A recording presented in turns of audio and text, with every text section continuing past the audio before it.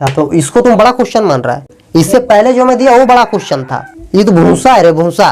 बिना ये वो हलवा है जो बिना दांत का खाया जा सकता है। अच्छा, यहाँ पर जो 1 2 क्वेश्चन 3 क्वेश्चन जो बना रहे हो वो घर में बनाते हो? सुधीर तुम बनाते हो बेटा घर में? जो बना रहे हो ना, मतलब क्वेश्चन से आप लड़ रहे हो, जूझ रहे हो, ऐसे आप घर में करते हो क्या? तब करते। और उसके बाद 1 2 क्वेश्चन नहीं बनता है सर, तो उसको फिर किताब उताब बंद करके छोड़ देते हैं, यही करते हो ना? उसके बाद किताब है तुम्हारे पास, किताब में इतना एग्जाम्पल है, वो सबको देख के समझने की कोशिश नहीं करते। बुक भी, जो किताब भी है ना, ये भी टीचर है, और किताब से बेहतर कोई टीचर नहीं है इस दुनिया में।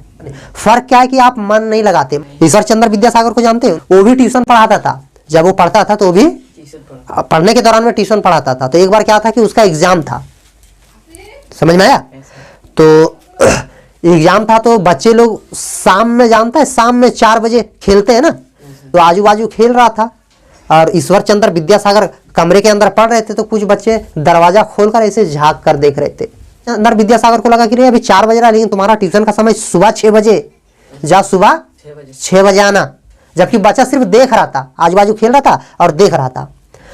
अब ईश्वर चंद्र विद्यासागर उस समय जो शाम 4 बजे से पढ़ने बैठे, सुबह 6 कब बज गया उसको पता ही नहीं चला।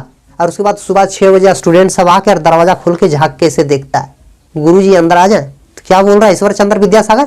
बोला ना कि तुमको 6 बजे आना सुबह, गधा कहीं का जाओ, अभी तो 6 बज चुका है। बताओ अब कौन सा पढ़ाई पढ़ रहा है और कौन से मन लगा के पढ़ रहा है कि इतना घंटा पास होने के बावजूद भी उसको पता नहीं चला कि 4 बजे शाम से अगले दिन का सुबह का 6 बज गया। इसको बोलते हैं मन। हम लोगों को तो बहुत सुविधा है, लाइट की सुविधा है।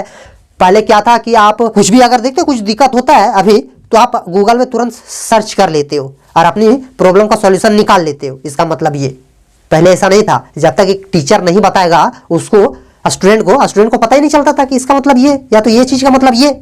पहले के अगर पढ़े लिखे देखोगे, पहले का पढ़े लिखा जो 10वीं पास है ना, अभी से 2 जनरेशन पीछे है ना, दादा का ले लो या तो चाचा का ले लो, उनका जिंदगी तो 10वीं पास है। अभी का जो ग्रेजुएट पास है या जो अभी तो बीएड किया है ना, उसकी भी पिछवाड़े से धुआं निकाल देगा, सिर्फ माइंड से कैलकुलेट करके। उसको कैलकुलेशन करने के लिए पेपर नहीं चाहिए, पेन नहीं चाहिए, कैलकुलेटर नहीं चाहिए। हम लोग ऐसे पढ़े लिखे हैं कि हम लोगों को पेन चाहिए, पेपर चाहिए, तुरंत मोबाइल से कैलकुलेटर खोलकर ऐड करेगा। 35 45 30 67 तब ऐड कर पाता है। होता है कि नहीं? क्या रीजन है इसमें? रीजन क्या है पता है? रीजन ये है कि हम ये, इसके पास जितनी शक्ति है ना, वो सारा शक्ति हम नहीं लगा रहे इस पे।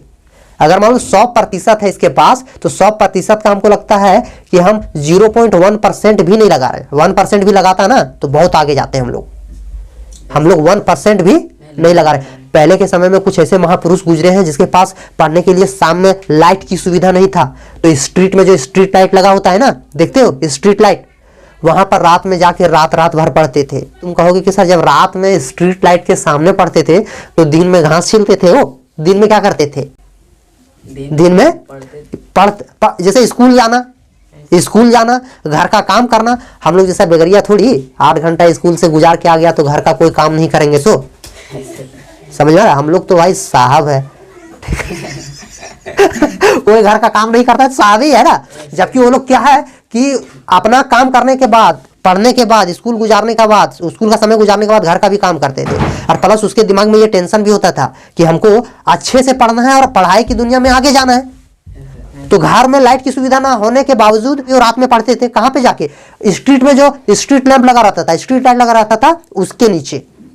तो किताबों भी हमको लगता है ना कि किताब में भी शक्ति है, वो किताबों भी परख लेता है कि जब इतना ध्यान दिया है हमको, तो हम इसको कुछ दे देते हैं। तो तुम ध्यान दोगे तो किताबा तुमको जरूर देगा। क्यों देगा? आप हिंदू मैथोलॉजी में देखोगे तो आप इसी को तो आप सरस्वती मानते हो। आप किसको सरस्वती मानते हो बताओ? विद्या की ही सरस्वती मानते हो ना। अब उस पर अगर आप मन लगा दोगे और जब अब इसको आप देवी मान रहे हो, विद्या की देवी, तो ये यार पिघलेगी नहीं तुम पर? पिघलेगी कि नहीं? इस पे इसको दया नहीं आएगी तुम पर? और उसके बाद सारा का सारा विद्या तुम पे नहीं उड़ेल देगी? जब दया आ जाएगा, तुम पर तरस खाने लगेगी, तो सारा का सारा विद्या तुम्हारे दिमाग में नहीं उड़ेल देगी। अगर इससे दूर भागोगे तो कहां से ये देगा कुछ तुमको? इसीलिए कोई भी चीज अगर हमको हासिल करना है तो सबसे पहले उस और हमें इंक्लाइन होना पड़ेगा। जिस चीज को हमें चाहिए सबसे पहले हमारा उस और झुकाव होना चाहिए, तब वो चीज हमें मिलेगा। हम चाहेंगे ना कि वो चीज हमें चाहिए और वो चीज पूरब में है और हम पश्चिम की ओर दौड़े भाग रहे हैं, मिल जाएगा? वो चीज चाहिए और वो पूरब में है तो हमको पूरब की ओर ही भागना है।